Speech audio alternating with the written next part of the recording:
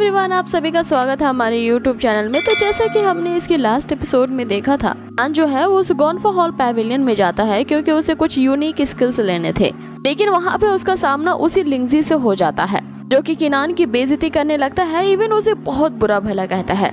और यहाँ किनान को शुई ने ये आगाह भी किया था कि ये लिंगजी है, ये हिपोक्रेट टाइप का बंदा है, ये सेक्ट में इसी तरह से सभी को बुली करता रहता है और खुद को ऐसा समझता है कि इससे बड़ा जीनियस और कोई है ही नहीं। इसी एरोगेंस को साबित करने के लिए यहाँ इन दोनों के बीच एक शर्त लग जाती है कि इन दोनों का अपने अपने मार्शल स्पिरिट को सभी के सामने शो करके दिखाना होगा।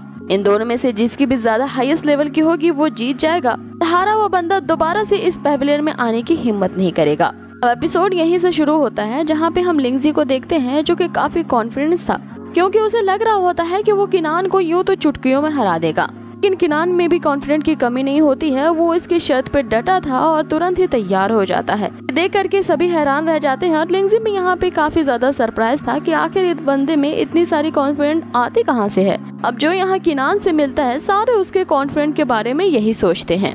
आगे लिंगजी उससे कहता है कि तुम्हारे कॉन्फिडेंट की तो दाग देनी पड़ेगी। तुमने इतनी हिम्मत कर दी कि इस शर्त को मान लिया कि दोबारा से यहाँ पे नहीं आओगे। तो जब तुम इतनी ही उतावले हो यहाँ पे ना आने के लिए तो तुम्हारी ये विश मैं पूरी कर ही देता हूँ। जिसपे वो एल्डर यहाँ पे इन दोनों से कहता है कि जब ऐसी ही बात है तो तुम दोनों के बीच का विटनेस मैं यहाँ पे बनूंगा। अब आगे उस पैविलियन में जितने सारे डिसाइपल्स होते हैं सब एक दूसरे से यही बातें कर रहे होते हैं कि आज तो ये लड़का गया क्योंकि आज इसने लिंगजी से कम्पीट करने की यहाँ पे डेयरिंग जो की है और लिंगजी तो काफी ज्यादा टैलेंटेड है, ये इसके सामने टिक भी नहीं पाएगा। क्या अब हम देखते हैं कि एक दूसरे से कम्पीट करने के लिए जो ओल्ड मैन होते हैं यहाँ पे एक तरह का ब्लू सी क्रिसेंट स्टोन आता है जो बिल्कुल आधे चांद की आकार के जैसा होता है। आगे ओल्ड मैन उन्हें बताता है कि तुम दोनों को बारी बारी से अपने हाथ को इस क्रिसेंट स्टोन पे रखना होगा और यही स्टोन तुम्हारे अंदर के मार्शल आर्ट टैलेंट को जज करेगा। इसमें टोटल 7 तरह की अलग अलग काइंड्स की लाइट निकलती है। रेड लाइट के अपीयर होने का मतलब है सबसे लोएस्ट लेवल और वहीं अगर पर्पल लाइट अपीयर होती है तो वो सबसे हाईएस्ट लेवल पे होगा और सबसे ज्यादा स्ट्रॉन्गेस्ट भी। अब यहाँ पे ओल्ड मैन पूछता है कि तुम दोनों में से पहले कौन आने वाला है, जिसपे वो लिंगजी काफी गर्व के साथ कहता है कि सबसे पहले मैं जाऊंगा। आगे वो किनान से कह रहा होता है कि तुम यहाँ अब अच्छे से देखना कि हम दोनों के लेवल के बीच कितना ज्यादा गैप है। जैसे ही वो उस स्टोन पे हाथ रखता है उसके मार्शल आर्ट की जो स्पिरिट होती है वो अवेकन हो जाती है और यहाँ सभी लोग देख पाते हैं कि ये ब्लू लाइट इमिट कर रही है, जिसके बारे में सभी कहने लगते हैं कि ब्लू लाइट को ट्रिगर करने वाला बस कुछ ही कम डिसिपल्स यहाँ पे हुए हैं और किनान तो अब डेफिनेटली यहाँ पे हार ही जाएगा। लेकिन यहाँ पे हद लिंगजी तब कर देता है जबकि वो किनान से कहने लगता है अगर तुम 3 बार कुत्तों की तरह भौंकते हो तो हो सकता है कि मैं शायद तुम्हें माफ कर दूं। और वहीं दूसरी तरफ लड़कियां तो उसकी ब्लू लाइट देख करके काफी ज्यादा इम्प्रेस हो जाती हैं। ये डिसाइड कर लेती है कि अब से यही मेरा आइडल है और मैं इसकी फैन गर्ल बनूंगी और इसका टैलेंट तो इतना अमेजिंग है कि ये सिर्फ मेरा ही होगा। फिर वो दूसरी लड़की उससे कहने लगती है कि ऐसा सोचना भी मत क्योंकि वो लिंगजी सिर्फ मेरा है। अब यहाँ पे ये दोनों लड़कियां उस एरोगेंट लिंगजी के लिए एक दूसरे से बहस करने लगती हैं। अब आगे वो लिंगजी किनान से कहता है कि अब तुम्हारी बारी है, देखे तुम्हारी मार्शल स्पिरिट कैसी है जिसके बलबूते पे तुम इतना कॉन्फिडेंस दिखाते हो। अब यहाँ पे वो ओल्ड मैन भी यही सोचने लगता है कि बहुत कम ही ऐसे डिसाइपल्स होते हैं जो कि ब्लू लाइट को ट्रिगर कर पाते हैं और पता नहीं किनान ये कर पाएगा कि नहीं और मुझे तो लगता है कि ये यहाँ पे हार जाएगा।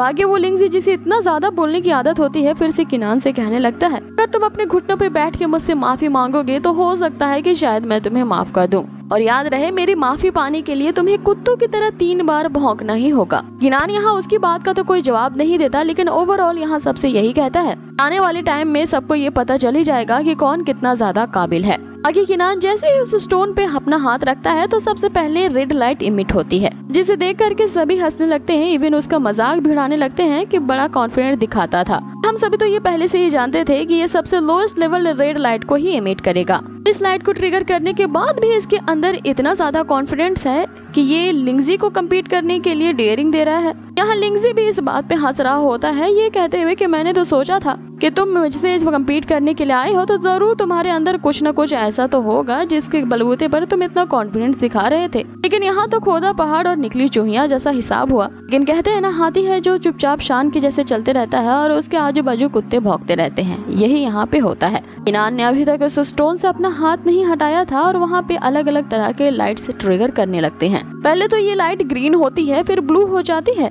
इसके बाद किनान जब अपनी पूरी ताकत के साथ उस स्टोन को झंझोड़ता है अब हम देखते हैं कि वहाँ पे एक अजीब सा फिनोमिना यानी कि दृश्य नजर आता है। जो आधे चांद वाला स्टोन होता है उसके अंदर से पर्पल लाइट ट्रिगर करने लगती है। अब उसके अंदर से इतनी ज्यादा लाइट इमिट हो रही होती है कि सभी की आंखें चौंधी आ जाती हैं। और यहाँ वो ओल्ड मैन भी काफी ज्यादा सरप्राइज रह जाता है क्योंकि कई सौ सालों से ये जो अर्ध चांद थी वो वेट कर रहा होता है और फाइनली उसका इंतजार अब खत्म होता है। किनान ने यहाँ पर पर्पल लाइट को इमिट करके सभी की बोलती बंद कर दी होती है। दूसरी तरफ वो लिंगजी बस यही सोच में डूबा था कि इस बंदे की तो एक 5th लेवल की बॉडी टेम्परिंग की कल्टीवेशन है, आखिर ये पर्पल लाइट को कैसे ट्रिगर कर सकता है। और दूसरी तरफ वहाँ ओल्ड मैन सभी के सामने ये अनाउंस करता है कि किनान यहाँ पे जीत गया है। अब शर्त के मुताबिक जो हारने वाला बंदा यानी कि लिंगजी है वो कभी भी इस गोन्फा हॉल में नजर नहीं आना चाहिए। मतलब कि इस हॉल में अब उसके लिए एंट्री कर पाना पूरी तरह से फॉरबिडन होगा। अब आगे वो लिंगजी अपनी हार स्वीकारते हुए एंड सर को झुकाते हुए वहाँ से चला जाता है, लेकिन मन ही मन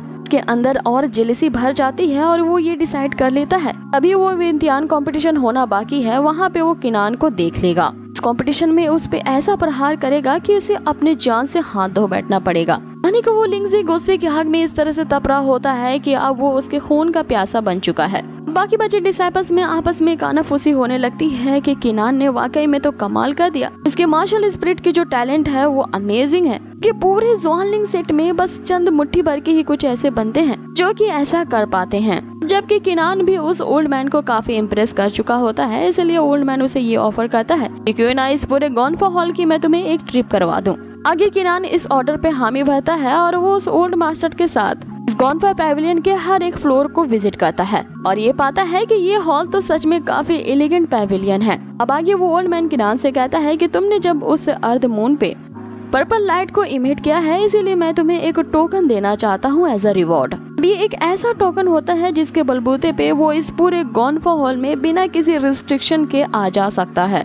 और यहाँ के टोटल जो 8 फ्लोर्स हैं वो किसी भी फ्लोर्स में रखे गए किसी भी स्किल या मेथड को अपनी मन मर्जी के मुताबिक चूज कर सकता है और साथ ही उसे स्किल को चूज करने के लिए नो लिमिट दी जाती है। मतलब कि वो जितनी चाहे उतनी ज्यादा क्वांटिटी में उन स्किल्स को एब्जॉर्ब कर सकता है। अब ये सुन के तो किनान काफी सरप्राइज रह जाता है क्योंकि न्यू डिसाइपल्स जो होते हैं उन्हें सिर्फ बॉटम फ्लोर पे ही जा करके मार्शल स्किल्स को चूज करने के लिए आज्ञा दी जाती है, लेकिन इस टोकन के कारण अब उसे तो नो लिमिट की ऑफर दी गई है जो कि काफी अमेजिंग है। लेकिन किनान काफी ज्यादा हम्बल होता है और इस टोकन को लेने से मना कर देता है, ये कहते हुए कि ये काफी ज्यादा वैल्यूएबल है इसलिए मैं नहीं रख सकता। जिसपे ओल्ड मैन उसे समझाते हुए फिर से उस स्टोन को अपेयर करते हैं। उसे बताते हैं कि ज़्वानलिंग सेक्ट में काफी कम ऐसे डिसाइपल्स हुए हैं जो कि यहाँ के ट्रू डिसाइपल बने हैं और सिर्फ तुम ही ऐसे हो जिसने इस स्टोन के इसके पर्पल विजन को सही तरीके से ट्रिगर कर पाया है और अगर तुम ऐसा करने के काबिल हो तो तुम्हें ये टोकन भी अपने पास ही रखने चाहिए।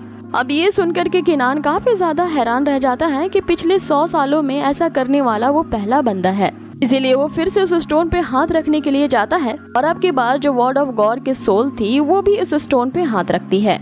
अब जैसे ही किनान के साथ उसकी स्पिरिट भी इस स्टोन पे हाथ रखता है, पहले पर्पल लाइट को इमिट करता है लेकिन थोड़ी ही देर बाद वो स्टोन टूट जाती है। इस पे किनान को लगता है कि पता नहीं अब उसने कौन सी गलती कर दी है कि अब कहीं ये ओल्ड मैन उससे कॉम्पेंसेशन ना मांगने लगे इस स्टोन के टूटने के बदले में। अब इस बात पे वो ओल्ड मैन जोर जोर से हंसने लगता है और उसे कहता है कि इसकी तुम्हें चिंता मत करो, इसी के लिए तुम्हें कुछ भी पे नहीं करना होगा और जैसे कि मैंने अभी अभी तुमसे कहा था ये जो टोकन है ये अब से तुम्हारी हुई। किनान यहाँ पे काफी संकोच करते हुए पहले तो ओल्ड मैन से थैंक यू कहता है और फिर उस टोकन को रख लेता है। आगे वहाँ से किनान के जाते ही वो ओल्ड मैन अपने आप से कहने लगता है कि सीनियर ब्रदर, आपको इतने सालों में जिस बंदे की तलाश थी उसे मैंने ढूंढ लिया है और आप जब यहाँ पे आएंगे तो इस बंदे की अमेजिंग पावर देख करके हैरान रह जाएंगे। अब ये सीनियर ब्रदर कौन होता है और क्यों ये किनान जैसे किसी बंदे को ढूंढ रहा था ये हमें आगे एपिसोड में पता चलेगा क्योंकि यही वे एपिसोड खत्म कर दिया जाता है। सो हमारे ट्रू सब्सक्राइबर, आप लोगों से एक प्यारा भरा रिक्वेस्ट है कि आप लोग वीडियो को देख लेते हो लेकिन इसे लाइक नहीं करते। लाइक करने में तो 1 सेकंड से भी कम का समय लगता है लेकिन यकीन मानिए ये हमारे लिए काफी ज्यादा अहम है। आपके मात्र 1 लाइक करने से हमें काफी ज्यादा सपोर्ट मिलता है, तो प्लीज इस वीडियो को जरूर से लाइक करना। मिलते हैं इसके नेक्स्ट अमेजिंग एपिसोड पे। Till then take care, stay healthy, bye.